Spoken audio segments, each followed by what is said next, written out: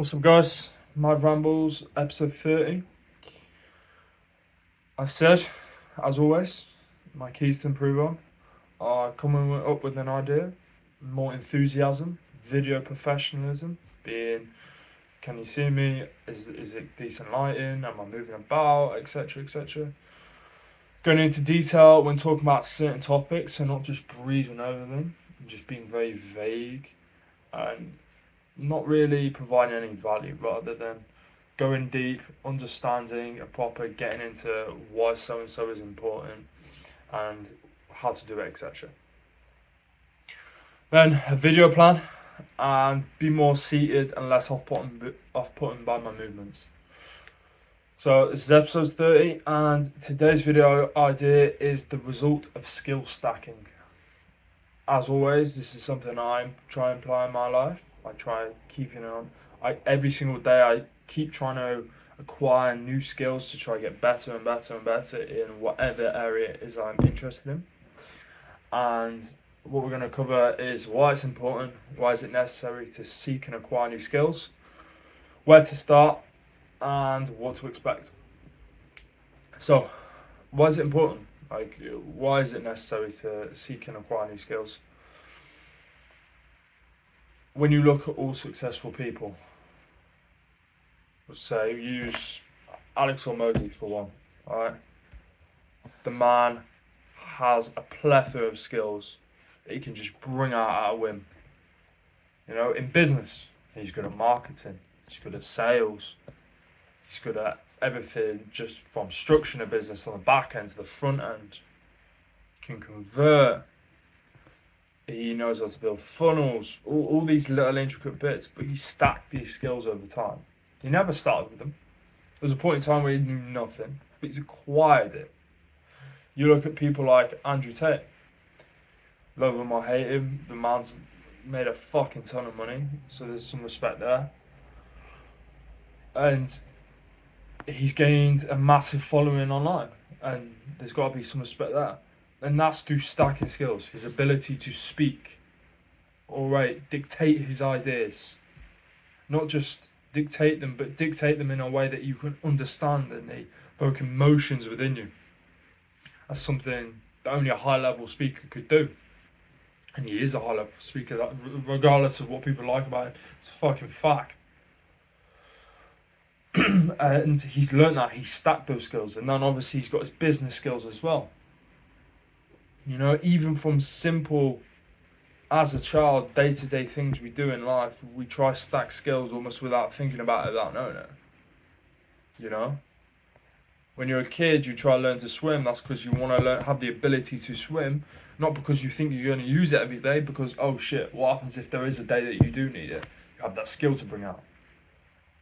You know, you do English, math, science, because you stack skills, you stack knowledge. Maybe in school, probably not the most applicable place to learn stuff and apply stuff, and relevant stuff in the real world, but it's still stacking skills that you may or may not use in the future. Probably may not if it's in school's case. And you need to do this every single day. I try to do it every single day. From what I've done is I've tried to do this every single day, to which when I'm 30, 40, 50, it compounds over time. You stack a skill here, you stack a skill here, you stack a skill here. And I've talked about this briefly before. And like trying to find out and get good at marketing, trying to get good at sales, trying to get good at talking. That's one of the whole points of me doing this, because I'm not good at talking. So I'm trying to get good. I'm trying to find each week little ways where I can improve and get better and put my ideas forward and have people listen, and not only listen but retain listeners. And that isn't an instant process 30 days in, but it's a long process. And I'd like to think I'm much better than I was in the first day, not just in the way that I speak, but the way I feel when I speak. I feel a lot less awkward, it feels a lot more comfortable to do. So fast tracking skills is really the fastest way to be of value in the world. You want to provide value, you want people to notice you, you want people to like you, you want to feel needed, you want to be successful. you want to be that successful business in which you provide value to others through a service, stack skills, because people need skills, and people offshoot their time. You use leverage with money to pay for people who have the skills that they don't necessarily have. Right? It's like when you when you build a page, when you build a business, you might want to look super professional. I ain't a designer. My girlfriend is. So you offshoot it to her, you know what I mean? Vice versa. She has things where she doesn't know, so she gives it to me. Whatever it fucking is in life, that's what you do. And where to start? That's always the big problem in a lot of things. Where the fuck do you start? I think starting a lot of the time is the hardest part of any journey. Because when you have all these ideas and everything can seem so big, and there's so many different avenues to go on, so many different possibilities, and then you have little shiny thing syndrome where you think, oh, this is cool. Oh, and in 5 minutes later, this is cool. And it gets hard. Instead of just finding what you need to do, what you want, and sticking on it and going for it. So for me, that came through the thinking, what do I actually need? Like, what do I need in life? What do I want in life first? And then what do I need to get to the want in life? Right? So for me, like I talked about, it was sales, marketing, copywriting, talking on here, being able to express and communicate my ideas clearly, being organized, having structure, etc., etc., being able to persuade and persuade. And that is done through gaining skills, by stacking skills and gaining value to myself. It's almost like when you play a game. You play a game and you level up. You level up and you can beat that boss. Then you go fight the next boss. Fight the next boss. Fuck, you die. You level up, then you can beat the boss. That's what skill stacking is. It is the process of leveling up, getting better continuously. Because it's not trading skills. You're not being like, oh, today I want to be a good copywriter. Cool. I'll trade my sales skills for it. No, you stack skills. You gain the sales, then you gain the copywriting, then you gain the marketing, and whatever. But what you need to do first is find out, okay, what do I want to be good at? How do I want to get there? What skills do I need to get there? Ruthlessly go through them. They say to become, to become knowledgeable, more than 99% of people read 3 books. To become an expert on a topic, read 10 books. So 10 books on a subject, you will be an expert. However, with that being said about reading, why you put into practice what you know? There's an author who wrote the one-page marketing plan called Alan Dibb, and he quoted, "Not doing is the same as not doing, not knowing." Sorry, I say that again. Not doing is the same as not knowing. You have to practice what you preach.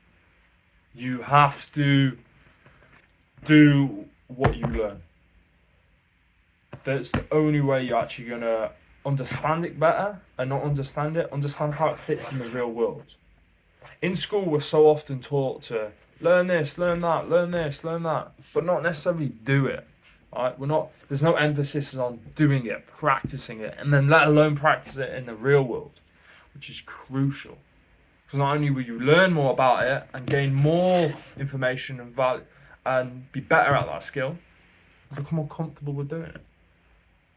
So what to expect once you've stacked skills? You'll be a more capable man, and a more capable man is a more respected and feared man. You'll benefit from business if you choose to stack skills in business.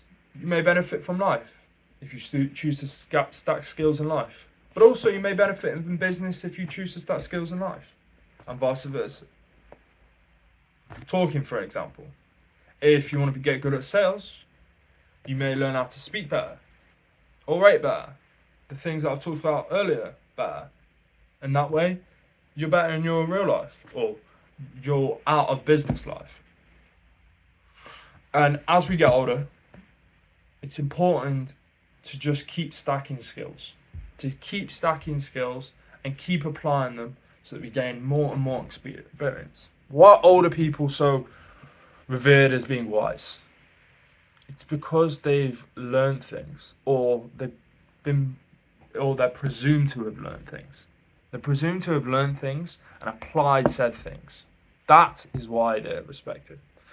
And that's what you need to do continuously throughout your life. And that's what I try to do every day, continuously through my life. It's good, been good, cool. I've been Keelan. Peace.